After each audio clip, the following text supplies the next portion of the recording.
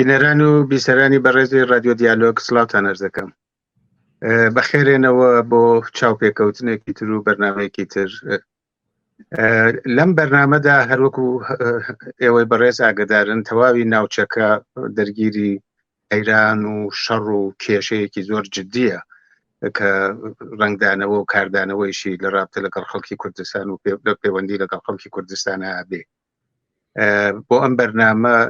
میوانداری بەڕێز کاک ئیبراهیمی عەلیزادە ئەکەین بۆ قسە و باسێک لەسەر ئاڵوگۆڕە سیاسیەکانی کوردستان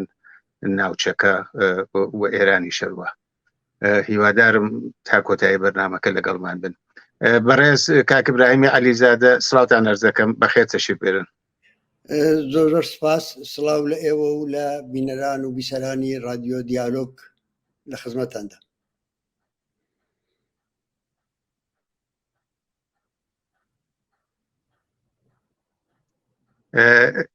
هیوادارم ئینترنێتەکە باش بێت. کاک ئیبراهیم هەروەکو بۆ خۆتان بەڕێستان ئاگدارن کۆڵێک کێشە لە ناوچەکە هەیە، شەڕ لە ئەرمەنستان و ئازەربایجان و بیگرە هەتا سووری هەتا ئەم ئاخر فلستین و ئیسرائیل و بەم ڕۆژگارە باسی شەڕ و کوشتار و ئاوارەگی ئەوانەیە. هەرەکمە لە گرنگترینیانەوە کە لە ناوچەکە ئێستا دەنگانەوەیەکی جیهانیشی زۆر بووە لە شەڕی ئەم ئاودوایانەی ئیسرائیل و حماس و دەسی پێکەمیە. ئێوە بەگشتی خوێندنەوەتان بۆ ئەو شەڕە چۆنە؟ ئێستا جیا لەوە کێ دەسی پێکرد و کێ دەسی پێ نەکرد، خوێندنەوەتان چییە بۆ ئەو شەڕە؟ ئەگەر لە لایەنە فەنی و گوماناویەکانی ئەو ڕووداوە بگەڕین کە بەڕاستی کەم نین و پێم وایە تەنیا گوزەشتی زەمان ڕوونی دەکاتەوە یا کرانەوەی فایلەکان و یا بە هەر حاڵ ئەوەی معلومە ناڕۆشنی و ئێبهام زۆر لە فاکتەکاندا هەیە و ئەوەی کچی ڕوویداوە و چۆن ڕوویداوە و دەزان کە لەم ڕۆژانەژە لەسەر ئەم بابەتە زۆر کوتراوە و نووسراوە ئەوانە بۆیە من بە پێویست نازانم دووپاتیان کەمەوە، بەڵام هەر ئەوەندە دەڵێم کە منیش لەگەڵ ئەو کەسانم کە گەلێک شتی گوماناوی تا ڕووداوەکە دەبینین. بە هەر حاڵ ئەم ڕووداوە خۆی جارێکیکە نیشانیدا کە کێشەی فەلەستین وەکو ئێسقانێکی ناوبرین وایە بەبێ چارەسەرکردنی عادڵانەی ئەو کێشەیە ڕۆژهەڵاتی ناوەڕاست ڕووی ئاشتی و ئارامی بەخۆیەوە نابینێ. تقریبەن دەتوانم بڵم بەشی زۆری ئەو نائارامیانەی کە لەم ساڵ 70 ساڵی ئەخیردا لە ڕۆژهەڵاتی ناوەڕاست ڕوویداوە لایەکیان بە مەسەلەی کورد مەربوط بووە و لایەکیان بە مەسەلەی فەلەستین. ئەم کێشەیە چۆن چارەسەر دەکرێت دەتوانین قسەی لەسەر بکەین. بەڕاستی ئەمە مستەقل سەربەخۆ لەو ڕووداوە کە ڕوویداوە، بەڵام واقعیەتیشی مسەلەم ئەوەیە کە ئەم ڕێگەیەی کە حەماس و ڕێکخراوە ئیسلامیەکانی فەلەستین پێدا دەڕۆن نەکرد لە چارەسەری کێشەکە نزیکمان ناکاتەوە، بەڵکو قەزیەکە ئاڵۆزتر و گەلێک کارەساتبارترکی دەکات. لە ڕووی واقعیەوە حەماس و دەوڵەتی توندڕەوی مەسەبی لە ئیسرائیل هەر کامەیان بە شێوەی خۆیان ڕێگرن لە چارەسەربوونی کێشەی فەلەستین. دەتوانم بڵێم بەکردەوە هاوکارن. جارێ ئەگەر بگەڕێنەوە بۆ سەرمێژووی پێکهاتنی حەماس دیسان ئەو گومانە زۆرتر دەبێت کە حەماس لە سەرەتای پێکهاتنیەوە تا ئێستاش بەکردەوە نەکرد کێشەی فەلەستینی هەنگاوێک بەرەو پێش نەبردووە، بەڵکە چەند هەنگاو بەرەو دوای بردووە و لەو لاشەوە دەوڵەتی ڕاستڕەوی کۆنەپەرستی مەسەبی ئیسرائیلی پێ تەقویەت بۆ سەرجەم. جا لەبەرەوە دەڵێم بە هەر حاڵ ئێمە قسەی لەسەرەوە نییە کە گویا مەسەلەن فەلەستین و یا کێشەی فەلەستین و حەماس هەم ئەرز بگری. ئەمانە دوو قەزیە جیاوازن. بە بڕوای من لەگەڵەوەژا کە تەبعاً سەرچاوەکان یەکە لە سیستەمی وحشیانەیە کە بەسەر میلەتی فەلەستین دەسپاڵۆ لەوە ناشی دەبێت، بەڵام دەر هەر حاڵ لێکدانەوەی خۆی دەبێت. بەڵام بابچین لایەن ئیسرائیلی قەزیەکە سەرفی نەزەر لە کێشەی فەلەستین وەکو کێشەی نەتەوەیەکی مافقراو بارودۆخی باریکەی غەزە بێنە بەرچاو کە ئەم ڕۆژانە لە ناوەندی شەڕەکەدایە 2,400,000 ئینسان لە جۆغرافیاکدا دەژین کە 41 متر درێژایی و نزیکەی 14 تا 15 کیلومتر پانایەتی چواردەوریشی لەلایەن ئیسرائیلەوە گەمارۆ دراوە کیلومتر بەڵێ 14 کیلومتر پانایەتی و چواردەوریشی لایەن ئیسرائیلەوە گەمار دراوە بێزگە لە ڕێگایکی باریک بە سەحرای سینا کە شەر ئیسرائیل کۆنتڕۆلی دەکات ئاو بەرق و نان و کار و هەموو پێداویستەکانی ژیانیان لە بارمتەی ئیسرائیلدایە ئەو یارمەتیانش کە ئەملاو ئەولاو وەکو سەدەقە پێیان دەدەن ئەمانش بەبێ ڕزاتی دەوڵەتی ئیسرائیل بدەستیان ناگا لەوە خەدا و دوگایکی گەورەی پەنابەرانە یا وەکو دەڵێن زیندانێکی گەورەیە زیندانی سەر هەواڵەی گەورەیە بەبزانین حەماس چۆن هێز کۆ دەکاتەوە چۆن دەتوانێت هەزاران هێز کۆکاتەوە و بەو نوعە بەسەلەن لە عملیاتێکی ئاوا خۆکوژی و سامناکدا بەکاریان بێنێ مناڵێک کە لەو زیندانەدا لەدایک دەبێت نە چێژ لە منداڵی خۆی وەردەگرێت نە لە جوانی خۆی چێژ وەردەگرێت نە نەو جوانیەکی هەیە نە ئاسۆی ژینی دواڕۆژی ڕۆشنە ئەم وها مناڵێک وها جوانێک چ ڕێگایەکی دیکەی بۆ دەمێنێتەوە کە بەگژ ئەو کەسانەدا بچێتەوە کە ئەو بارودۆخیان بۆ خۆڵقاندووە و ئەوەش بریتە لە دەوڵەتی نژادپەرستی ئیسرائیل ڕێکخراوێکی کۆنەپەرستی وەکو حەماسیش ئەوە لەبەردەستیان لەبەردەمیاشین بۆتەوە و ڕێگایەکی چەواشەیان وەکو ڕێگای نەجات پێنیشان دەدا هەر بە چەند ساڵ جارێکیش عملیاتێکی خۆکوژی کە زۆرتر لە سەری داماوی و بێدەرەتانیە ئەنجام دەدەن و کارەساتی وەکو ئەوەی کە لە حوتۆدا شاهدی بووین کارەساتی وەکو ئەوەی لێ دەکەوێتەوە ئەم جارە دیارە عملیاتەکەی حەماس ئیسرائیلی غافڵگیر کرد شپرزەی کرد و ئەویش بە شوێنیدا غەزەی وێران کرد بەڵام واقعێتەوەی هەموو جارەکان هەر ئەوە ڕوویداوە تەنانەت دەتوان بڵم 2 ساڵ لەوە پێش بوو کە غەزە لەوەش زۆرتر وێرانی بەسەرداهات لەوەش زۆرتر تەلەفاتیدا ئەو ماوەی 17 ساڵە لەو کاتەوە کە ئیسرائیل غەزەی چۆڵ کردووە هەر بە چەند ساڵ جارێک ئەو سەناریۆ ڕەشە دووپات دەبێتەوە ئەم جاریان لایەنی حەماس توانیوێتی شەڕەکە بۆ یەکەم جار بێتەنەوە خاکی ئیسرائیل جارانی پێشوو بەبێ ئەوەش هەر غەزە وێران دەکرا لەم ڕۆژانەدا بەڕاستی لە هەردوو بلاوە جنایەت ڕووی داوە جنایەتی دڵتەزێن و بێگومان ئینسانی شەریف ناتوانێت چاوپۆشیان لێ بکات ناتوانێت محکومیان نکات بەڵام هەموو قسەکە ئەوەیە محکومکردنی تەنیا دەردێک داوا ناکات دەبێت ڕیشەی قەزیەکە بناسی و ڕێگای چارەشی بۆ بینەوە و هێزی چارەسەرکردنیشی بۆ پەیداکەین زۆر سپاس ئەوەی هەڵگەڕێتەوە سەر کوردستان و ئێران کۆماری ئیسلامی دوشمنی سەرەکی خەڵکی کوردستان و ئێرانە حماسیش یەکێک لە هێزەکانە کە لەلایەن کۆماری ئیسلامیەوە پرچەکە کرێ پرپارا کرێت وەکو حیزب الله وەکو هەشتی شعبی و چی و ئەوانە لە کوردستان و لە ئێرانە ئێمە دوور ڕەوت ئەبینین لایەک بە ئیسلامیە سیاسیەکان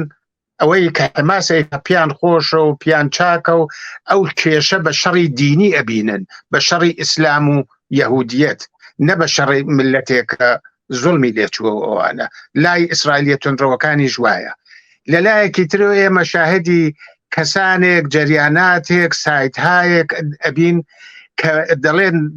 دوشمنەکەی ئێمە دۆستی ئێمەیە ئیسرائیل وەکو دۆست نیشانەدەن یا لە خراپترین حاڵەتە یەکلایەنە حماس محکومەکەن ئەو جەنایەتانە بەڵکو ئەو هەموو جەنایەتە سامناکەی ئیسرائیل نابینن ئێوە پێتان وایە هەڵویستی ئینسان دۆستانە مرۆڤ دۆستانە سیاسی لەگەڵ پرنسیپا بێتەوە پرنسیپی ئینسانی ئەوانە لەم بوارا چییە؟ تەماشاکەن خەڵکی کورد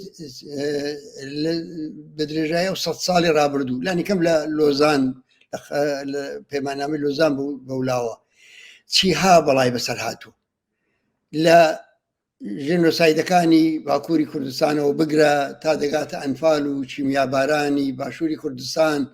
تا قەزیەی شنگال و دەیان کارەساتی دیکەی یەک لە دوای یەک کە بەسەر ئەو میلەتە داماوە میلەتی کورد هاتووە. یعنی ئەمە نابێ ئەم خەڵکەوە خەبەر بێنێ بزانێ ئایا هاوچارە نووسانی ئەوان لە دنیادا چێن و چێن ئەوانن کە ئەوانەی کە دەست دەدەنە دەست یەک و ئەم چارە نووسا ڕەشە بەسەر هەم خەڵکی فەلەستین دێنن و هەم بەسەر خەڵکی کورد. واقعیت ئەوەیە نەدیتنی ئەوە ینی لە ناوەڕۆک بەتاڵکردنی خەباتی عادڵانە و ئازادی خوازانەی خەڵکی کوردستان. خەباتی خەڵکی کوردستان زۆر زۆر زۆر لەوە پێشکەوت و خواسترە کە ئەو نەوە هەڵوێستە چەواشە و دەتوانم بڵێم نامرۆڤانایانە هەڵبگرێ. من پێم وایە باشترین هەڵوێست ئێستا پشتیوانی لە مافی دیاریکردنی چارەنووسی خەڵکی فەلەستین و ددان پێدانان بەو هەموو زوڵم مستەمەی کەلیان دەکرێ و نەنووسینی حسابی ڕێکخراوی حماس و حتا ڕێکخراوی ئازادی بەخشی فەلەستینیش ئەوانی وەختی خۆی هاو پەیمانی سەدام بوون خەڵکی کورد ناحەقی نییە ناخۆشی بوێن خەڵکی ئێران ناحەقی نییە ناخۆشی بوێن ئەوە وەکو سازمان وەکو ڕێکخراو. بەڵام ئەو هیچ شەی لە واقع دەکەم ناکاتەوە. نزیک بە 14 میلیۆن ئینسان لە سەرەتایترین مافی خۆیان بە وەحشیانەترین شکڵ مەحروم کراون. بە نظری من هەر هەڵوێستێکی عادڵانە دەبێت لێرەوە دەست پێ بکە نەک لە ڕووداوێکی دیاری کراوەوە غەزە چێ بەچێ حملە کرد و چێ دەست پێشخەری کرد و چێ جنایەتێکی کرد ئەوە با لێی گەڕین ژۆرنالیستەکان بۆ خۆیان یا ڕۆژنامە نووسان یا بەرحاڵ میدیای کە کاریان ئەوەیە لێکی بدەنەوە. بەڵام خەباتکارێکی سیاسی مبارزێک لە ئێران پێشڕەوێک نخبەیەکی ئەو جامعەیە بۆی نییە ئەوە جۆرە مێژوو نەبینێ واقعیت نەبینێ و ئینسانیت نەبینێ و ئەوانە هەموو لەبیر بکە و مەسەلەن مثال ما بۆ بێنەوە ئەوە نازام لە شەڕی فلان شەردا سەدام تعدادی لە فەلەستینەکانیشی استخدام کردو. من جارێکی کوتم هەر لەو شەڕدا کە تعدادی لە فەلەستینەکانی استخدام کراون بە هەزاران کوردیش استخدام کراون هەر بۆ ئەنفال و هەموو جنایەتانی کە سەدام بەسەر خەڵکی کورد دێنە. لەبەرەوە ئەوانە هیچ لە ماهیەتی قەزیەکە ناگۆڕن. کاکسە ئیبراهیم ببوورە ئیشارەتان بە خاڵێکی باش کرد. بەشێک لەو خەڵکانە ئەڵێن کوردستان خەڵکی کورد یەکلایەنە لە خەڵکی فلستین لە مافی دیاریکردنی چارەنووسیان پشتیوانیان کردووە و ئەوانیش یەکلایەنە لە حکوومەتە داگیرکەرەکانی کوردستان لە ئێران لە تورکیا لە عێراق لە سووریە لە شوێنەکانی تر پشتیوانیان کردە. بۆ دەبێ پشتیوانیان لێ بکەین؟ جوابت بۆ ئەو خەڵکە ئەواڵەن چییە؟ من پێم وانییە خەڵکی فەلەستین دژ بە خەڵکی کوردستان بوو بن و بە پێچەوانە خەڵکی کوردستانیش دژ بە فەلەستین نەبوون و پاشانیش ئەگەر ئەو ئێحساساتە نەیتوانی ئێحساساتە دەرببڕن ئەو هەڵوێستە دەرببڕن ئەو بە دەلیلی وەزعیەتێکە جارە ئەوڵە خودی فەلەستین تێدا وەرە لە کوردستان تێدا لە کوردستانی لای ئێمە مەسەلەن بۆ نمونە لە ڕۆژهەڵاتی کوردستان دوای ئەو هەموو جنایەتانە کە دەکرێت بە زەحمەت دەتوانێت خۆپیشاندانێک ڕێک بخەی کە پشتیوانی بکە لە خەڵکی ڕۆژاوای کوردستان کە ئێستا وەدای دەپڵۆسن و کوشتاری دەکەن. لەبەرەوە ئەوە نخبەکانی ئەو جامعە پێشڕەوان ئەحزابی سیاسی ئەمانەن کە دەبێت هەڵوێستیان هەڵبسەنگێندرێ. بە بڕوای من تاریخەن بزوتنەوەی خەڵکی کوردستان بزوتنەوەی شۆڕژێرانی خەڵکی کوردستان ڕەهبەرانیان ئەحزابی سیاسیان تاریخەن دژی قەزیە فەلەستین نەبوون و بە پێچەوانەکەشی خەڵکی فەلەستین نەبوون. بەڵام لە مەقتەیەکدا بەڵێ سازمانهای سیاسی لەوێ سازمانی ئازادی بەخشی فەلەستین یا حەماس هەڵوێستگەلێکیان بووە کە وای لێ بەرداشت دەکرێت کە دژایەتی لەگەڵ مافی دیاریکردنی چارەنووسی خەڵکی کورد بوو بێ. بەڵام دەرهەرحاڵ ئەگەر مەسەلەن فلانە سازمانی سیاسی فەلەستینی هەڵوێستێکی نامرۆوانە دەگرێ یا مەسەلەن هەڵوێستەکە لە جێی خۆی نیە بە هەر دەلیلێک دەبێت بزانی بۆچی وایە لەکوێ هاتوو. بەڵام وەڵامەکەی ئەوە نییە کە ئێمە هەڵوێستی ئینسان دۆستانی خۆمان فرامۆش بکەین. خۆ مەسەلە ئەوە نییە کە ئێمە بچینە شەڕی فەلەستین لەوێ بۆ ڕزگاری ئەوان هەوڵ بدەین. ئەو ئیسلامیەکان کەیف خۆیانە فەراخانیاوەدەن بۆ ئێمە بۆ لە کوردستان ئەو لەوێتی خۆمان هەیە ئەو لەوێت بە سەمەرگەیاندنی بزوتنەوەی شۆڕژێرانی خەڵکی کوردستان لەم پارچە یا لەو پارچەی ئەولەوێتی ئێمەیە بەڵام وەکو ئاموزشێک بۆ بارهێنانی ئەو جەماوەری خەڵکە کە بزانن عەداڵەت لەو دنیاەدا تەنیا نین یعنی بەشەریەتی عەداڵەتخواز لە دنیا پشتیان بە پشتیەکەوە ئینسان دۆستی لە دنیا نەمردووە بۆ خەڵکی کورد ئەگەر هەموو شتێک فقط لە زاوی خۆیەوە ببینێ بەڕوای من هەنگاوی بەرەو دواچوو. زۆر سپاس کاک سەیبراهیم ئەم شەڕە بەرحاڵ ئیسرائیل تەسەلوتێکی زۆری بەسەر میدیا هەیە و میدیای هێزە گەورەکانی دنیایش پشتیوانی لێەکەن بە تایبەت غەرب و ئەمریکا و ئەوانە بەڵام شەڕێکی تر هەیە لە ئارادا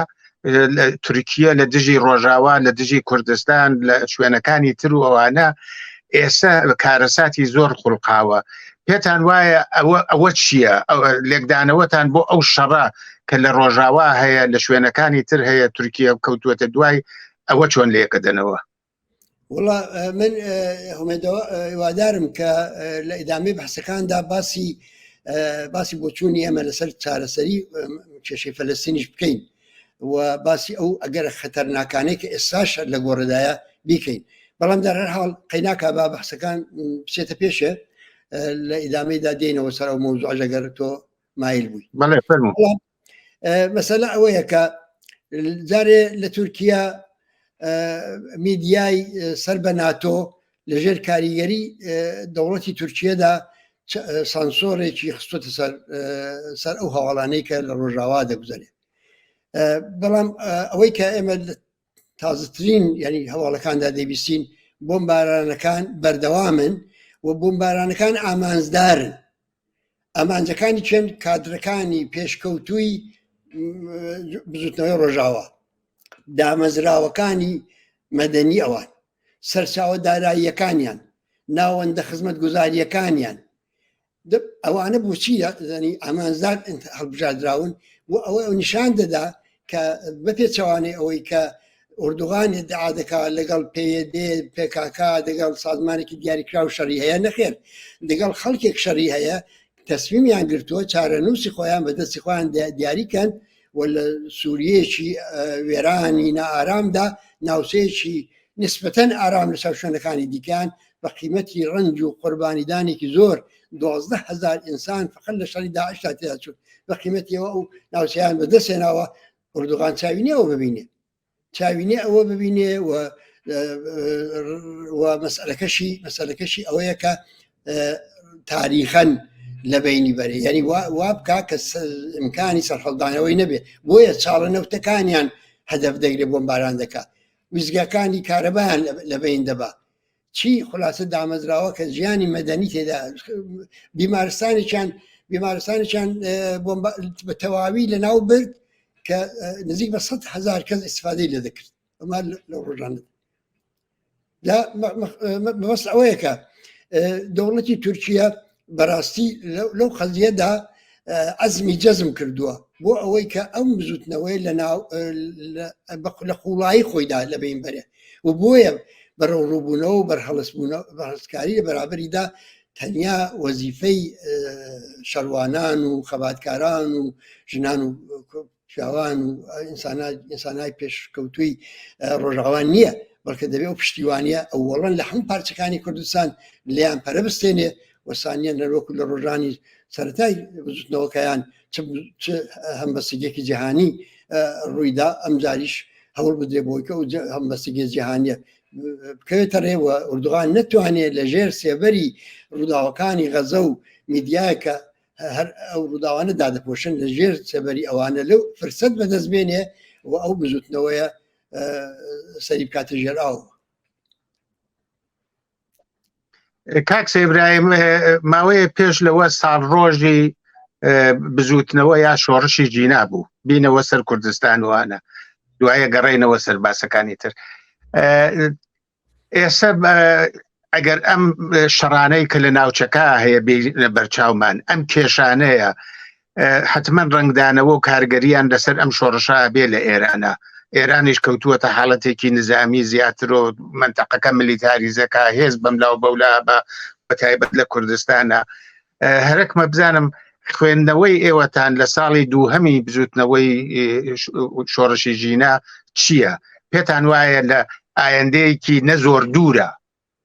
چی لێ دێ ئەگەرە سیاسیەکان کامانن؟ پێم وایە کۆماری ئیسلامی خۆی زۆر باش دەزانێت کە لە قوڵایی ئەو کۆمەلگایەدا کۆمەلگای ئێرەندە چ دەگوزارێت. ئابووری قەیراناوی و شپرزەی خۆی دەناسێ، گەندەڵی ریزەکانی خۆی دەناسێ، مهاجرەتی نوخبەگان و ئەمانە دەناسێ. اینجا اعترازات و ناڕزاتیەکانی کە بۆ داخوازی دیاریکرا و بازنشستەکان، کرێکاران، معلیمان هەموو ئەوانە دەبینێ و خۆشی زۆر باش دەزانێت کە موشک و هێزی نظامی پێشکەوتوی کۆمەڵکوژ و ئەمانە چارەی ناکە. لەبەرەوە کۆماری ئیسلامی ئەگەریش وا نیشان دەدا کە گۆیا لە نەتیجەی داپرسینی خەباتی ئازادی خوازانی خەڵکی ئێران و هەمووانە لەو دەورەیەدا توانیوێتی موقعیت و جێگاپی خۆی مەحکەمکە، من پێ وایە خۆی تووشی ئەو خۆفریودانە نەکردووە و دەزانێ خاڵە لاوازەکانی خۆی دەزانێت و ئێمەش لێ بیزانین و بیناسی. لەبەرەوە من پێشبینیم ئەوەیە و پێم وایە کە سەرهەڵدان لە ئێران ڕوو دەداتەوە و زۆر زۆریش بە تەوژمتر و جەماوەریتر لە ڕابردوو. ئەوەی کە ئەمساڵ لە ساڵگردی شۆڕشی ژینادا شاهدی دووپاتبوونەوەی ڕووداوەکانی ئەینەن ساڵی پار نەبووین، ئەوە انتخابێکی ئاگاهانەی جەماوەری خەڵک بوو. خەڵک ڕێگایشیان گرتە بەر کۆمەڵێک تاکتیک و سیاسەتی خەباتکارانەی دیاریکراویان تاقی کردەوە، دەستکەوتی مێژوویان بەدەستێنا، بەڵام لەوە زۆرتر قابلی ئیدامەدان نەبوو. لەبەرەوە هاوسەنگی هێز بە خازانجی جمهوری ئیسلامی خەریبوو، دەگۆڕا، کوشتار زۆر ببوو، خەڵکێکی زۆری گرت بوو و ئەگەر ڕەهبەرانێکی وشیار و ئاگا لە ڕاسی ئەو جنبشەدا بوانایە یا هەن بەهەرحاڵ نازانم، بووایە هەر ئەویان تەسلیم هەر ئەو بڕیاریان دابایە کە هەنگاوێک جاری بکشێنەوە بۆ ئەوی کە مەجار بۆ جارێکی دیکە سەرهەڵدانەوەی ئەو جار جەماوەری تر بخۆڵکێت. چونکە دەورەی پێش و انتظار ئەوە بوو کە میلیۆنها خەڵکی کرێکار و زەحمەتکێش خەڵکی گەڕێکی فەقیر نشینەکانەوە نەبێنە خیابان. ئەوە نەهاتن، پێویست بوو ئەو دەستکەوتانەی کە تا ئەمڕۆ بەدەست هاتوون ئەو دەستکەوتانە تەسبی سەقامگیر بکرێ و بکرێنە پێگە بۆ پێشەوەیەکانی داهاتوو. پێشبینی من ئەوەیە کە سەرهەڵدانی دواڕۆژ لە ئێران لەسەر کێشەکانی ئابووری کۆمەلگای ئێران دەبێت. ئەو گرانی و بێکاری و بێدەرەتانی و فەقیری و هەژاریە بێ ئەو پەڕ کە ئەو کۆمەلگای داگرتووە، ئەوە هەروە بە ئاسان بەسەر جمهوری ئیسلامیدا تێپەڕ نابێت. ئێمە دەزانین لە چەندەی ڕابردوودا هەر بە 3-4 ساڵ جارێک لە ئێران سەرهەڵدانێک بووە و هەر کام لە سەرهەڵدانەکان لە چاو ئەوەی پێشووی خۆیان هەنگاوێک بەرەو پێش بوو، هەنگاوێک تەجربەی پێشووتریان ڕەچاو کردو. کۆماری ئیسلامی پێم وایە تووشی ئەو تەوەهومە نییە و کەس ئێمە ئۆپۆزیسیۆنیش پێمان وان نییە کە کۆمەلگای ئێران خامۆشە، بێدەنگە، هەر ئێستاش حرەکەت هەیە، ناڕەزایەتی هەیە و هەوێنی ناڕەزایەتی گەورەش خەریکە پێگرێ و پێم وایە گەڕەکە فەقیر نشینی شارەکان و کرێکاران و خەڵکی زەحمەتکێش و فەقیر و هەژار ئەمجارە دەبن بە محوەری شۆڕشی ژن ژیان ئازادی و ئەو شۆڕشە هەنگاوێکی دیکە بەرەو پێش دەبن. کاک سەیدبراهیم، بێمە سەر حیزبەکانی کوردستان ئەوەی کە لە باشووری کوردستانە لە عێراقن. دۆست و دوشمن ئەزانن ئەم حیزبانە بە هەزاران ئەندام و لایەنگریان لە ناوە هەیە و لە دەرەوەی وڵاتیش هەیە. ئەم ینی وەختێ کۆماری ئیسلامی بەهۆی لاوازی حکوومەتی هەرێمەوە بەهۆی دەسەڵاتێکە لە عێراقا هەیەی وانە هەرێکێتی زەخت و زۆرێ بخاتە سەر حیزبەکان، ئێمە ئەزانین بۆ بەشی عمومی و گشتی حیزبەکان نییە، بۆ دەروی وڵات بە جۆرێکی ترە، بۆ ناوە بە جۆرێکی ترە. ئێوە پێتان وایە وەزعیەتی عمومی و گشتی حیزبەکان لە باشووری کوردستانە چۆنە بێ؟ ئایا وەکو جاران دەتوانن بە چالاکی خۆیان درێژە بدەن چون بڕێک لە نیگەرانی لە ناو خەڵکو و دۆستانی شۆڕش و دۆستانی پێشمەرگە و بنەماڵی پێشمەرگە پێکە نابوو وەزعیەتەکە بەرەو کوێڕوە هەرەکمە بزانم ئاخرین زانیاریەکان ئاخرین باسە سیاسیەکان و لێکدانەوەتان لەو بارەوە چییە؟ بێگومان وەکو جاران ناتوانن ئەو زەرفیەت و ئیمکانات و موقعیەتێک کە هەیان بوو وەکو جاران نابێەوە قەتعاً لێرە لە هەرێمی کوردستان مەحدودتر دەبنەوە ئەوە لە حاڵێکدایە کە دەتوانن هاوکات فعالیەتیان لە دەرەوەی وڵاتبەرە پێ بدەن هەر بەهۆی ئەو هەموو لایەنگر و حزب و سەمپاتیزان و ئەوەکە لە دەرەوەی وڵاتیانە دەتوانن بۆنەی ئەو ئارودۆخە لەبارەی کرد لە ناوەوەی وڵاتەیە فعالیەتان لە ناوەوەی وڵاتبەرە پێ بدەن هەر حزبی توانێت جوابی خۆی بداتەوە تا ئەو جگای کە بە ئێمە مەربوتە ئێمە بە گەرمە خەریکی ئەو فعالکردنەوە و زیندووکردنەوە و پەرەپێدانی ئەو فعالیەتانین کە لە ناوەوە دەکرێت کاری علەنی و قانونی کاری تشکیلاتی نهێنی کاری مەدەنی کۆمەک یارمەتیدان بە گەشەکردنی فعالیەتی مەدەنی و ئێترازاتی مەدەنی ئەوانە هەمووی بەرنامەی کاری ئەمەیە بەرنامان بۆ داڕشتۆ قسەمان لێ کردووە تەرحمان بۆی هەیە نووسیمانێتەوە بڵاومان کردوێتەوە لە تەلویزیۆن و ئۆرگانە تەبلیغاتی خاتمان بەردەوام قسەی لێ دەکەین لەبەرەوە ئەمە محدودیەتی ئێمە لە هەرێمی کوردستان لە هەمان کاتدایە کە زەرفیەتەکانمان لە شوێنەکانی دیکە پێم وایە بۆ حیزبەکانی دیکە شەرکەم و زۆر هەیە زەرفیەتەکانمان لەوێ دەتوانێت پەرە بستێنێ بەڵام تاوجگای بە هەرێمی کوردستان مەربوتە بەڵێ ئێمە دەبێت ئەم قۆناغا لەسەر تێپەڕکەی و ئەوەش بەڕاستی کۆماری ئیسلامی فشاری هێناوە بۆ حیزبەکانی باشووری کوردستان و ئەو فشارانە زۆریشن لە ماوەی چەند مانگێکی مۆڵەتی دان و هەمووانە بەڵام دەرهەر حاڵ من پێم وایە لەگەڵ ئەوەشدا کە فشاری هێناوە بۆ هەرێمی کوردستان بارها ئێمە کوتومانە هەدەف خودی هەرێم حکوومەتی هەرێمی کوردستانە ینی من لێرەدا بە هەر لە پەراوێزدا ئەوە بڵێم تەسادفی نییە کە دەوڵەتی عێراق ئەو هەموو فشاری خستۆتە سەر حکوومەتی هەرێم نەوتی نایاڵی بفرۆشرێ بودجەی پێنادا خاکەکەی محدود دەکاتەوە ئەسڵ مەسەلەی کەرک و هەر لە کوولەکەی تەڕدا ناوی نییە ئەوە لێرە ئەوە ئوردوغان و باکوور ئوردوغان لە باکووری کوردستان نمایندگانی پارلەمان دەگرێ ئەسیریان دەکات ڕئیسی حزبێکی علەنی و قانونی دەبا زیندان دایدەنێ حتا ملاقاتێکی عادیشی بۆ بەڕسمێ ناناسێ ئەوجا حملە دەکا بە ڕۆژاوە لە ڕۆژاوە ئایا واخەنەوە تەسادفیە کە ئەمەلەن هاوکاریەک هەیە لە نێوان دەوڵەتی سووریا و ئوردوغاندا هەردوو لایەن خەریکن جارێ ئەوە ئوردوغان کاری هەوایەکەی بۆ دەکات لە هەواوە دای دەپلۆسێ و وێرانی دەکات بە شاریش بە هاوکاری ئەو دار و دەستش عشایری ئەوانە خەریکە زمینەی هێزی زمینیش پێشڕەوی زمینیش خۆش دەکا بۆی کە ڕۆژاوایان دەست بێتە دەرێ لەو لاوە جمهوری ئیسلامیش ئەوانە دەکات ئەمانە هەمووی دەبێت ئەحزابی سیاسی کوردستانی باشوور کوردستانی ئێرەوە خەبەر بێنێ خەبەریان بێنێ بزانێت کە ئەوان بە ئیمتیازدان بە کۆماری ئیسلامی لەسەر مەسئلەیەکی بچووک وەکو مەسئلەی کاری حزب سیاسیەکانی ڕۆژهەڵاتی کوردستان لە کوردستانی عێراق لەسەر مەسئلەیەکی بچووک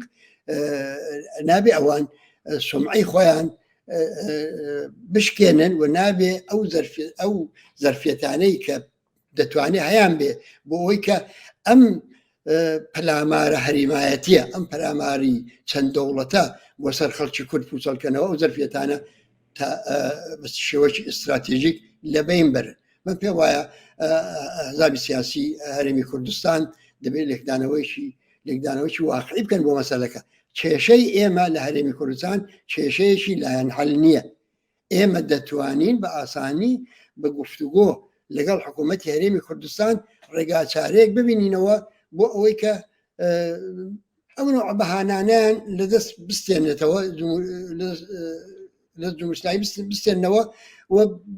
ئیتر پشتەوەی قەزیەکان ببینن ئەو پەڕی ڕووداوەکان ئەوجار ببینن حاضرین بە گفتوگۆ لەسەر ئەو مەسەلە حد و حدودەکەشیمان دیاری کردو مثلا بۆ نمونە ئێمە کوتومانە یەک تاقە فیشەک تەحویلی هیچ کەس نادەی ئەوە خاترجەم بن ئەوەی کە جایتر جمهوری ئیسلامی خۆم هەر ناوێکی سەردەنی ئەوان دەڵێن چەکدانان و چەککردن و ئەوانە ئەوە ڕوونادا بۆ معنای ئەمە چەک تەحویلی هیچ کەس نادەین نە دۆست و نە دوژمن ئەوە وازح چۆنی ئیدامە دەدەین چۆن فعالیتەکەمان لەو زمینەدا دەبینە پێشێ ئەوە هەڵدەگەڕێتەوە بۆ استراتیژی و سیاست دیار حزبێک تا ئەو جگای کە بە ئێمە مەربوتە خۆ ئێمە وتومانە هەرێمی کوردستان بە پشتی جەپەی نظامی خۆمان دەزانین نە لێرەوە هەم لەمان کردو 30 ساڵیش دەبێت هێز بنێرینە ئەوبەر نەک بە خاتیەوەی ڕعاتی هەرێم سرفن ڕعاتی هەرێممان کردبەیە بەخاتی لێکدانەوەیەک لەسەر ئەوزای ئێران هەمانە لەسەر ئەوزای کوردستان هەمانە بۆ بوژاندنەوەی خەباتی مەدەنی بۆ خەڵک منتەزری قارەمانانێک نەبێت لە ئەو پەڕی سنوورەوە بێن نزاتیان بدەن خۆیان دەست بەکار بن هێزی جەماوەری خەڵک بە هێزی خۆیان ڕزگار دەبن بۆ ئەوە دەکەوایە تا جگای کە بێ مەربوط بێ مەسئلەکە ئاسانە بۆ ئێمە بۆ ئەوەی کە ڕێگاچارەیەکی گونجاو ببینینەوە ئامادەین لەگەڵ حکوومەتی هەرێمی کوردستان دەگەڵ حزبە سیاسیەکانی دەسەڵاتدار لەوێ واردی گفتوگۆ بین ئەلبەتە لە هەمان کادا من پێم وایەوە دەبێ هەوڵ بدەین لایەنی کوردی ڕۆژهەڵات لە کوردستانی باشوور جۆرێکیش هەماهەنگینی خۆیاندا هەبێ بازێک هەوڵ شێ بۆ ئەوەی کە ئەو هەماهەنگە وجود بێنن هەماهەنگی لە هەڵوێزگرتندا من دێمە سەر ئەوە کاک سەیبراهیم من دێمە سەرەوە کاک سەیبراهیم لە مێژووی نوێی کوردستانە بەگشتی و لە ڕۆژهەڵاتی کوردستان بە تایبەت پێشمەرگە ناوێکی پیرۆز بووە هێزی پێشمەرگە خۆشەویستی خەڵک بووە کوڕوکچی ئەو خەڵکەن باوکودایکی ئەو خەڵکەن براو خۆشکی ئەو خەڵکەن ئێوە فەرمووتان کە 30 ساڵە کاری چەکداری ناکەن کاری پێشمەرگایەتی ناکەن لەولاوە حساسیەتێکی زۆر بە مەسەلەی چەک و بەو شتە هەیە هەموو کەسی شەزانێت لە ناوچەکە هەموو کەسێک چەکدارن یعنی هەموو هێزێک چەکدارن و ئێوە شەو چەکەتان بۆ پارێزگاری لە خۆتان هەڵبژاردووە و جۆرەی کە فەرمووتان وانە بەڵام زۆر دۆسی ئێوەش هەن باسیەوەکەن سەردەمی پێشمەرگایەتی و شەڕی چەکداری نەماوە ئەوە تەنها کۆماری ئیسلامی نییە ئێوە بۆ ئەو کەسانە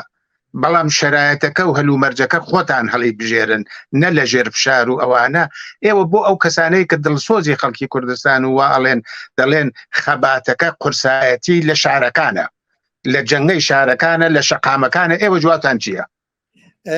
من ئەوان لێ دەسەلمێنم کە خەباتەکە قورسایی لە شارەکانە و جەنگەی جەماوەری خەڵکدایە ئەوە شکی تێدانێ استراتێژیە مەژسەرەوە دامەزراوە تاکتیک و سیاستمان بەپێیەوە دیاری دەکرێت ئەوە بەجێ خۆی بەڵام پێم سەیرە لە ڕۆژهەڵاتی ناوەڕاستێکدا کە غەرقی ئاور و خوێنە ئەوە ڕۆژاوا وەزعی دەبینی ئەوە باکوور وەزعی دەبینی ئەوە فەلەستین دەبینی ئەوە خودی عێراق دەبینی شیعە و سونی ددان لێکسپی دەکەنەوە هەر ئێستاش هەرشی شعبی 17 گروهن کە هیچ دوو گروهێکیان بێکەوە تەبانین ئێستاش ینی قسە هەیە لەسەرەوەی واقعان عێراق بۆ بە دەوڵەتێک یان نا لەم ڕۆژهەڵاتی ناوەڕاستی پرشەڕ و شوورەدا لەو منتەقەیدا کە خەڵکی کورد لێدا دەژی ئێستا قسەکردن لەوە کە ڕێگویا دەورەی خەباتی مەدەنیە خەباتی ئەمنانەیە هەموو ئەوانە تۆزێک سادە دیتنی قەزیەکانە بە بڕوای من مەسەلەکە لەوەدایە کە تا ئەو جێگای کە بە ئێمە مەربوتە تەمە سیاسەتی خۆمان دیاری دەکەم تاوجێ بە ئێمە مەربوتە ئەوە زۆر گرینگە کە ئێمە ئەو زەرفیەتە لە دەست نەدەین یعنی خەڵکی کورد حەقی خۆیەتی لە هەر کاتێکدا کە بێ مناسب بوو بە هەر ئەبزارێک کە پێی باش بوو بە هەر تاکتیکێک کە گونجاوی زانی دەست بەرێ بۆ ئەسلحەش ینی ئەسلحە شتێک نییە کە لە استراتێژیکەن لە خەباتی خەڵکی کورد وەلان درابێ بەڵام بزانین ئایا ئەو ڕژیمی جمهوری ئیسلامی زمانێکی دیکە غێریەوە بە ڕسمیت دەناسێ بۆ خەڵک ئایا خەباتی مەدەنی ئەگەر جمهوری ئیسلامی هەروە بەردەوام بێ لەسەر سەرکوتکردنی خەباتی مەدەنی ئەگەر هەروە بەردەوام بێ لەسەر گرتن و کوشتن لە کوردستان من دڵنیات دەکەم کە ئێمەش نەبین گروپ و سازمان و ڕێکخرا و کەسی دیکە پەیدا دەبێت کە هەوەس دەکات بۆی کە دەست بۆ چەک بەرێ لەبەر چی لەبەر ئەوەی کە دەستبردن بۆ چەک لە کوردستان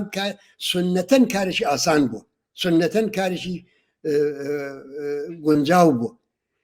بۆیە ئێمە نەخێر ئێمە بەتەوری ئستراتێژیک خەباتی چەکداریمان لە بەرنامەی خۆمان وەلا نەناوە بەڵام هەلومەرجێک هەڵدەسەنگێنی شرایطەکە هەڵدەسەنگێنین توانای خۆمان توانای دوژمن تاکتیک بۆ دیاری دەکرێت و هەموو هەستونیستی خۆشمان نانێنە یەک تاکتیک و یەک عەرسە لە خەباتمان ئەو 30 ساڵی ڕابردوو 30 ساڵ ڕابردوو ئێمە لە تەزاوراتی لە خۆپیشاندا مانگرتنەکەی دوای شەیدکردنی شوانەی سەرقادریەوە بگرە تا ئەمڕۆ ئێمە بەردەوام هەر نەتیجەی مثبەتمان لەو استراتێژیە وەرگرتووە بەردەوام هەر دیومانەکە خەڵک بەدەمێەوە هاتوون لە هەمان کاتدا کە با هاتۆ و خەبەری پێشمەرگەشی بردوۆتەوە بۆ وڵات کە بەڵێ پێشمەرگایەتی زیندووە و لە ئەفریقای جنوبی کۆنگرەی ملی ئەفریقا ساڵهای ساڵ بەبێ ئەوەی کە تەقە لە تفەنگی بێ بەڵام هێزی چەکداری لە پشت سنوورەکان ڕاگرت بوو وەکو ئەمراجێکی زەخت ئێستا هەرێمی کوردستان ئەو شوێنە نییە بۆ ئێمە ئەو شوێنە نییە کە بەو نوع ئیسفادی لێ بکەین ڕێگای گونجاو دەبێ ببینینەوە بۆ ئەوەی کە خەڵکی کورد تووشی ئەو ئەوە نەبێ کە پێی وابێ ئێمە منعمان هەیە لەسەر ئەوەی کە ڕۆژێک لە ڕۆژان بە شێوەی چەکدارانەش دیفاع بکەن لە حقوق خۆیان لە بەرابەر دوژمنداوە مافی پاراستنی ڕەوایە. کاک سەیبراهیم ئێمە حزبەکانی ڕۆژهەڵاتی کوردستان بە هەمویانەوە بە گوێرەی پێویست پێکەوە نەجیاجیا ئەم حزب و ئەو حزب ئەو جۆرەی کە خەڵک پیان باشە و چاوەڕوانن کە ئەمانە پێکەوە سیاسەتێکی یەکگرتوو و پراتیکێکی یەکگرتوو لە بەرابەری پوچەڵکردنەوەی ئەو پیلانانەی کۆماری ئیسلامی بگرنە پێش ئێمە ئەوە نابینین. کێشەکە چییە؟ مەسەلەن لە 4-5 ڕۆژە ئێمە لە ئیسرائیل هەر ڕەخنەیەکمان و هەر ئینتقادێک و هەر لێکدانەوەیەکمان لەسەر ئیسرائیل بێ ئۆپۆزیسیۆنەکە یەکە گرێت چون ئەمرێکی بۆ مهمە. بۆ ئێمە لە کوردستان شاهدی ئەوە نین. کێشە چییە؟ بۆ چییە وایە؟ چی کردن؟ بۆ کێشەکە زۆر بەس هەڵدەگرێ بەڕاستی جیاوازەکان زۆرن مێژووی جیابوونەوەکان برینی زۆر لە جەستەی حزب سیاسیەکان داوە شەڕی ناوخۆ ڕوویداوە بێئتیمادی و ئەوە هەیە پێگەی سیاسی جیاواز هەیە تاکتیکی جیاواز هەیە دۆستان و هاوپەیمانانی جیاواز هەن ینی کۆمەڵێک شت هەن کە ڕێگرن لەسەر ئەوەی کە ئەم ئارزوی کە خەڵکی کورتەیەتی و ئارزوێکی شەریفە بۆ نزیک بوونەوە و هاوکاری و هەماهەنگی هێزەکان ئەوە بە ئاسانی جێبەجێ نەبێت بە هەر دەرەجەیەک من پێم وایە بە هەر دەرەجەیەک کە جمهوری ئیسلامی سیاسەتی سەرکردگەرانەتر و داپرۆسینی زۆرتر لە دژی خەڵکی کورد بەکاربێنێ بە هەمان دەرەجە تەمایل بە یەکگرتووی لە ناو جەماوەری خەڵکدا زیاتر دەبێت و ئێمە وەزیفەمانە وەڵامی ئەوە بدەینەوە تاوجێ بە خۆمان مەربوتە هەم بە شێوەی درێژماوە خطوتەکەیمان دیاری کردووە ئەو بڕۆن بیخوێنەوە بڵاوبووتەوە بارها و بارها قسەمان لەسەر کردووە هەم بە شێوەی تاکتیکی بۆ ئێستاش پێشنیهادمان ئەوەیە کە ئێمە هەموو حزبە سیاسیەکانی کوردستان کە لە موقعیتێکی وەکو یەکداین لە هەرێمی کوردستان با بێنین جۆرێک لە هەماهەنگی لە نێو خۆماندا پێک بێنین کە ئەوە خۆی کار بۆ حکوومەتی هەرێمی کوردستانیش ئاسانتری بکاتەوە جۆرێک لە جۆرەکان و فشاران لەسەر خۆی دوور خاتەوە بێزگەلەوانە ئێستا زۆر پێویستەکە لە دەرەوەی وڵات بە پشتیوانی لە حزبەکانی ڕۆژهەڵات لە هەرێمی کوردستان کە کەوتونە ژێر فشارەوە بە پشتیوانی لە خودی هەرێمی کوردستان کە کەوتۆتە ژێر ئەنواعی فشاریکەوە پشتیوانی لە ڕۆژاوە لە هەموو پەشەکانی کوردستان دیاسپۆرای کورد بکەوێتە کار و ئێمە بۆ ئەوەش بەڕاستی پێشنیهادی دیاریکراومان داوە و ئومێدوارین لە ڕۆژانی ئایندەدا بتوانین بە نەتیجەی دیاریکراویش بگەین بەڵام دەرهەرحاڵ ئەوەی کە وازەها ئەوەیە کە بڵێ منیش پێم وایە لە ئاستی پێویستە جوابی ئەو نیازە حیاتی جەماوەری خەڵک لە کوردستان جوابی ئەو نیازە حیاتی بژوتنەوەی شۆڕژگەرانی کوردستان نەدراوەتەوە و هێشتا مەجال ماوە بۆ ئەوەی کە کۆماری ئیسلامی لە کەلێن و کەلەبەرەکان استفادە بکە کێشە و ناکۆچەکان خوڵکاتەوە و ڕێگا نەدا بۆ ئەوەی کە هێز و توانای جەماوەری خەڵک هەموو یەکپارچە بەگەشە ئەو ڕێژیمەدا بچین. کاک سەیبراهیم ئێستا لەو بارودۆخە لێکدانەوەتان ئێوە چییە بۆ ئەوەی کە ئێمە لە داهاتوویەکی نەزۆر دوورە لە کوردستان بەرەو کوێ ڕۆین ئەگەرە سیاسیەکان وە لە ئێرانە ئایا پێتان وایە بەم وەزعیەتە تەنانەتەوە ئێستا ئەو قسەی ئەوەیە ئەو 6 ملیاردەی پوڵی ئێرانیان ڕاگرتە ئیمکانی شەڕ و لێدان و ئەوانە هەیە کێشەکان زۆر قوڵتر بووە ئێران حاڵەتێکی میلیتاریزەی زیاتر بەخۆیەوە ئەگرێ پێتان وایە ئێران بە تایبەت و کوردستانیش بەگشتی بەرەو کوێ ئەڕوات ئایا ڕووناکیەکی زیاتر ئێوە بینن فرسەت و ئۆپۆرچۆنیتیەکی زیاتر بۆ خەڵکی کوردستانە بینن یا وەزعیەتەکە بەرەو ئاڵۆزی زیاتر ڕوە بە بڕوایمە نە پوڵی برۆکە کرا و نەزاتیان دەدا نە سلاحی کوشتاری جەمعی نەزاتیان دەدا نە موشک پەرانی نەزاتیان دەدا کۆماری ئیسلامی ئێران مەحکومە بە نابوتی مەحکومە بە ڕۆیشتن ئەوە کۆمەلگای ئێران و کۆمەلگای کوردستان و بڕیاری داوە ئەوە ئێمە هەموو ڕۆژێ هەموو لەحزەیەک لە هەموو کوچە و کۆڵانێک لە هەموو شوێنێکی کار و ژیانی خەڵکدا دەیبینینەوە ئەو هەستە جمهوری ئیسلامی لەسەر وەرکانێک لە ئاگر دانیشتووە بۆیە ئەم هەموو ناکۆشیانە و هەموو تەزادانە ئەمانە هیچی بنوای من ئاسۆیەک نییە جمهوری ئیسلامی نەخشەیەکی نییە بۆ چارەسەرکردنی پێم بڵێن بزانم پلانی بۆ ئیسلاحاتی ئابووری چیە پێم بڵێ بزانم مەسەلەن پلانی بۆ پێش ئەو هەموو مهاجرەتی نوخبەگاون و پزیشکان و پەرستاران وانە بگرن چیە پێم بڵێ بزانم نەخشەی بۆ ژینگەیە کە خەریکە نابوت دەبێت چییە نەخشەی بۆ دەریاچی ورمێکە تقریبا وشک بووە بۆ ئەوە چێ بۆ هەموو تاڵاوانە وشک بوو بۆ ئەو نشستی زەوی بوو ئەو کارەساتی کە بەسەر ژینگاتۆ چییە بۆ هیچ کام لەوانە نبینین هیچ پلانێک چێ بێت ئەو وڵاتەش وڵاتێک نییە کە تەجربەی شۆڕش و ئینقلاب و سەر هەڵدانی نەبێت هەر ساڵی لەوە پێش شۆڕشی ژینامان دیوە ئەم لاتری ئابانی 98 دی دەیماگی 96 دیوە بەردەوام بووە وڵاتێک خەڵکی جماوەری خەڵکی ئێران تەمکینی نەکردو بە جمهوری ئیسلامی بەڵام هاوسەنگی هێزەکە وا بووە کە ئەوانی هێشتوێتەوە هەم هاوسەنگی هێزی داخلی و پشتیوانی بین غێرە مستەقیم دەوڵەتان و یارمەتیان داوە و چاپۆشیان کردو لە جنایەتەکانی ئەوانش لەپشت بوو جا لەبەرەوە من لەسەرەوە باوەڕەم کە ئاسۆیکی ڕوون لە ئینتزاری کۆمەڵانی خەڵکی ئێران و بەتایبەت لە خەڵکی کوردستاندا بۆچی لەبەرەوە خەڵکی کوردستان خەڵکێکی سازماندراوی ڕێکخراوە نەک بڵێ مەسا هەمووی ڕێکخراوە ناو حیزبەکان نەندا بەڵام لە هەر کەسێک لە هەر کوچە و کۆڵانێکی کوردستان پرسی دەتوانی بزانی لە ئەنگلی چه حیزب و چه جەریانێکە ئە بە 2 دقیقە قسەکردن لەگەڵی ئەوە جارێک کوردستان بەو زەرفەتەی هەیەی و دەزانی هەر ئەو مانگی شاری وەربوو کە بانگەوازی حزب سیاسیەکان 10 میلیۆن خەڵکی کورد جوابی داوە 10 میلیۆن لە هەموو کوردستان دوکان و بازار و هەموو شوێنیشان داخست و تعتیلیان کرد ئەو ینی ئاسۆ ڕوونە لەو لەحاظەوە ینی خەڵکی کورد لە پشت حزب سیاسیەکانیان و من لێرداوەش دەڵێم بەڕاستی ئەگەر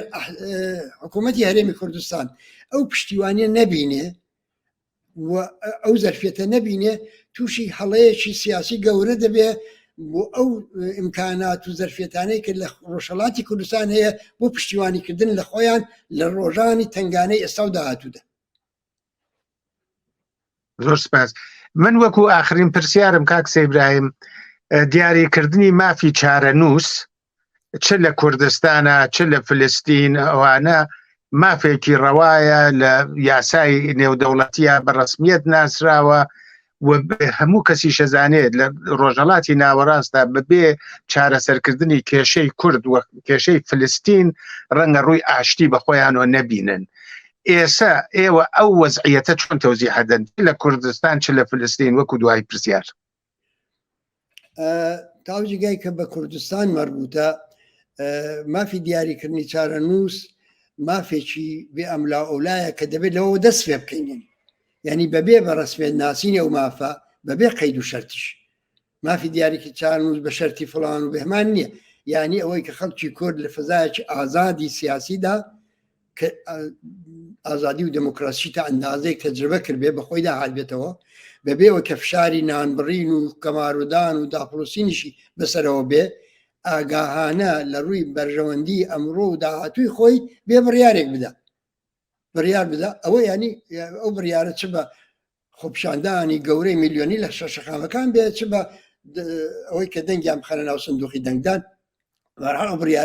ئەو بڕیارەی دابێت پێش هەموو شێک دەبێت ئەوە بە ڕسمیت بناسرێت تا بتوانین بیر لە ڕێگاچارەی دیکە بکەینەوە تا بتوانین ئەگەر پێویستمان بەوەیە کە خەڵکی کورد لەگەڵ باقی کۆمەڵانی خەڵکی ئێران هاوپەیمان بێ و مبارزات و خەباتی ئەوان تەقوێت کا و بەهێزی کا بەرەو سەرکەوتنی بەرێ دەبێت پێیان بڵێ من دەگەڵتانم لێتان جیا نابمەوە دۆستانم هاوپەیمانتانم بە ئەو دموکراسیە بە ئەو ئازادیە لە وڵاتە دابین بێ ئەو وەختێ مەشچاوی بۆزی خۆماندا دەخشەینەوە لەبەرەوە ئەوە سەرەتایە بەڕوای من ئێمە شەرتی ئەوەمان دابینکردنی حاکمیەتی شوڕایی و جەماوەری لە کوردستان داناوە تومانە خەڵک ئەو حاکمیەتی بۆ تەمین بێ مافی ژن مافی منداڵ مافی دیاریکردنی چالوزجێ خۆی مافی پیر و ساڵات و خزمەتگوزاری ئاوەدانی هەموو ئەوانە کە لە بەرنامەکەدات ئەوانە تەمین بێ ئێمە لە کاتی ڕفراندۆمدا تەوسێمان خەڵکی کوردەوە دەبێت کە جا نەبنەوە بەڵام لە هەمان کاتدا وەختێکی جیابوونەوە لیان جیا نابینەوە ئێمە تێکۆشەرانی خەباتکاری ئەو خەڵکەین لەگەڵیان دەمێنینەوە بڕیاری دروست بدەن یا بڕیاری نادروست بدەن ئەوە تاوجگای کە بە ڕفراندۆم و مافی دیارێکی چالوز مەڕوودی لە مۆردی فەلەستیندا قەزیەکە فەرق دەکات کوردستان فەرقی لەگەڵ هەرکەم لە پارچەکانی کوردستان خۆی خاچی خۆی هەیە کە تێیدا خەڵکەکەی تێدا بژی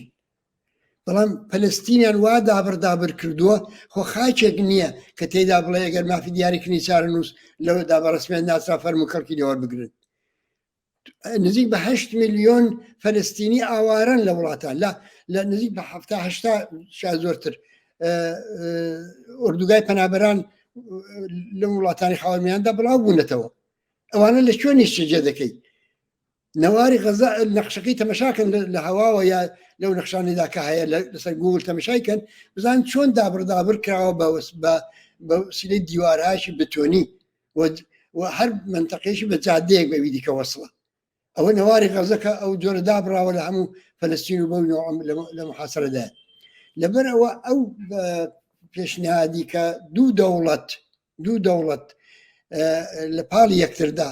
ئەوە گویا ڕێگاچارەیە ئەمەلەن بەبوون بەزگەیشتووە البته خب هەر انتخاب مافی دیاریکردنی چارەنووس خەڵکی فەلەستین بە خۆیانە بەڵام ئەوە ئەمەلەن بەبوون بەزگەیشتووە ئەمە ڕێگاچارە نییە و بە تایبەتیش دەبینین کە ئەو زەرفیەتە هەیە لە ئیسرائیل کە ئەنی وجدانی بەخەبەر لە ئیسرائیل کەم نییە ئەو ئێترازات و نارزاتیانی کە هەر ئەخیران لە دژی دەوڵەتی نەژات پەرست بوو یا ئەو پرۆسەی سڵح هەر ئێستا ئەو وەختەی کە حەماس بە تونڕەویەکانی لەباری برد نەهێشگەشە بکاوە هەمووانە ئەمانە کە ڕوویدا من نیشان دەدا کە ڕێگایکی دیکەش هەیە ئایا ناتوانین بیر لەوە بکەینەوە کە دوو میلەت لە یەک دەوڵەت دابن جا پێکاتی ئەو دەوڵەتە بە ئەو خەڵکە تەعینیکەن پێکاتی ئەو دەوڵەتەکە بە شێوەی دموکراتیک ئازادانە بە سندوقی ڕێی لە محیتێکی ئازاد و دموکراتیکدا با دیاری بکرێت بە بڕای من بۆ مەسەلەی خەڵکی فەلەستین ئێستا جیابوونەوە یا تەشکیلی دەوڵەت معنایەکی نابێ یعنی سەرزەمینێک نەماوە کە ئەوان تێیدا دەوڵەتی خۆیان تەشکیل بدەن بەو هەموو تەناقوزاتش کە تێیدایە لەبەرەوە ئێستا زەرەرێک کە حەماس داوێتی ئەوەیە کە خەڵکی فەلەستینی لەو هاوپشتی و خەمەی خەڵکی سڵخواز و ئازادیخواز و پێشرە و لە خودی ئیسرائیل کە دەتوانێت پەرە بستێنێ دەتوانێت گەشە بکە ئەگە زەعیفیشە تەقویەت بێ هەموو ئەوانە لەوانە مەحروم کردو بۆیە بەڵێ مافی دێمەوە سەرەتای پرسیارەکەت مافی دیاریکردنی چارەنووس بەڵێ بەڵام لە هەر وڵاتەی و لە هەر منتەقەی بە شێوەیەک بۆ کوردستانی باشوور ممکنە جۆرێک بێ لە کوردستانی باکوور جۆرێکە لە ڕۆژاوە ئەسا تەجربەی ڕۆژاوامانەیە لە کوردستانی ڕۆژهەڵات جۆرێکی دیکە ناتوانین بۆ هەمووان یەک فۆرمۆل ببینینەوە یەک فۆرمۆل و ئەوە نیشان دەدا کە ئێمە بەڕاستی دەمانەوێت ئەو مەسئلەیە چارەسەر بکەین. زۆرت سپاسەکەم بەڕێز کاک ئیبراهیمی عەلیزادە من پرسیارێکم نییە ئەگەر لە کۆتاییە بە کورتی شتێک ماوە فەرموون. زۆر سپاس من دەمەویست فقط ئیشارەیەک بە ئەگەرەکانی شەڕی فەلەستین بکەم ئەو شەڕی حەماس و ئیسرائیل خۆڵقاندویانە چونکە ئەوانە ئەوە گرینگە و ممکنە پێی ئێمە بگرێتەوە. ئەمڕۆ لە بەغدا لە بەغدا نزیک بە دوێکە بوو بەڕێ دوێکە لە بەغدا نزیک بە چەند ینی میلیۆنها کەس ڕژا سەر خیابان بۆ پشتیوانی لە فەلەستین. لێرە حەشتی شعبی هەیە، هێزی چەکدارە و ئیسرائیل تەماعی هەیە بۆ کە لێیاندا. لە لوبنان هێزی حزب الله هەیە کە ئیسرائیل تەماعیەوە هەیە شەڕەکە بچێشێنێتە ئەوێ. لە خودی غەزە ئیسرائیل نەخشەی ئەوە دەشێشەوە، تەماعیەوە هەیە بچێ غەزە تەواوەن داگیرکە. کۆماری ئیسلامی شەروە بەڵێ دەتوانێت ئەوە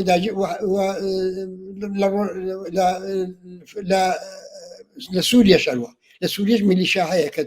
جا مەسەلەکە ئەوەیە تا ئەو جێگایی کە بە شەڕی دەوڵەتی ئیسرائیل لەگەڵ گروپەکان مەربوتە، گروپی حزب الله، گروپی حەماس، گروپی حەشتی شعبی، گروپی چەکداری نازان فاتمیون میچەن لە سووریا، تا ئەو جێگایی کە بەوە مەربوتە لەوانەیە پێی دەوڵەتان نێتەکایەوە وە قەزیەکە زۆر پەرەنەستێنێ. یعنی ئیسرائیل لە وەکو لە ساڵای ڕابردووشدا چزی خۆی لە هەمووانە بۆشێنێ، قودرەتی خۆی نیشان بدا و ئەوە ڕێگاچارە. بەڵام ئەگەر دەوڵەتێک لە دەوڵەتەکان یەک دەوڵەت یا بەتایبەت جمهوری ئیسلامی بچێشێتە ناو ئەو شەڕەوە، ئیتر خاوەرمیانە دەبێتە گۆمی خوێن. و من پێم وایە دەوڵەتی ئەمریکا ئەو کەشتی جەنگی ناوی تیارە هەڵگرەی کە هێناوە و ئەو تەدارکە نظامی کە کردوێتی بۆ ئەوەیە کە ئەگەری دەخالەتکردنی دەوڵەتەکان لە قەزیەی لە کێشەی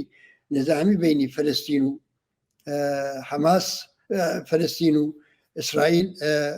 ئەوە خونسا کاتەوە نەهێڵێ ئەوە ڕوو بدا و لە واقعدا پێشی وها شەڕێک بگرێ. بەڵام دەرهەرحاڵ تا ئەو جگای کە بە ئێمە لە کوردستان مەربوتە دەبێت خۆمان بۆ ئەوە گەرانە ئامادەکەین. و یەکێک لەو هۆکارانەی کە من ئەرزم کردن ئێمە کتومانە یەک تاقە فیشەکیش تحویل نادەین، بەڵام لە هەمان کاتدا گفتوگۆ و مزاکرە دەکەین بۆ فشارانە کەمکردنەوە سەحریم کوردستان. هەر ئەو ئەگەرانەیە کە لە ڕێدایە ئێمە ناتوانین هیچ کام لەوانە بە شێوەیەکی قەتعی ڕەتکەینەوە. پێم وایە دەبێت بۆ ئەوەش ئامادە بین. و لە هەمان کاتدا دەزانم کە ئەوەش کە دەکوترێ کە گۆیا ئەمە ئایا بە قازانجی زەماوەری خەڵکی ئێرانیا بەزەریا، من دڵنیام شەڕ هیچ وەخت بە قازانج نییە. شەڕی لەو نوعە، شەڕی ئاوا، شەڕی دەوڵەتان، شەڕی داپرۆسێنەر بە هیچ جۆرێک لە جۆرەکان بە قازان نییە. و هەر کەس ئارەزووی وها شەڕێک دەکا بە بڕوای من لە واقعدا مێژووی لەبیر بردوێتەوە، تەجربەی هەموو وڵاتانی دنیای لەبیر بردوێتەوە و خەونێکی زۆر ناخۆش بۆ گەلی کورد و بۆ هەموو گەلانی ئێران دەبینێ. زۆر سپاس بەڕێز کاک ئیبراهیم عەلیزادە، هیوادارین لە بەرنامەکانی داهاتووی رادیۆ دیالۆگیشە لە خزمەتتان بین. بینەران و بیسەرانی بەڕێزی رادیۆ دیالۆگ بەم جۆرە گەیشتینە کۆتایی ئەم بەرنامە پێویستە وەکو هەموو جارێک سپاسی ئەو ئازیزانەکەین کە یارمەتیدەری ئێمە بوون بۆ ئەم بەرنامە. جارێکی تر سپاس کاک ئیبراهیمی عەلیزادەی بەڕێز، هەر بمێنن بە شادی و سلامەتی، ڕۆژ و ڕۆژگارتان خۆش. سپاس و ماندوونەبوونی بۆ ئێوەش.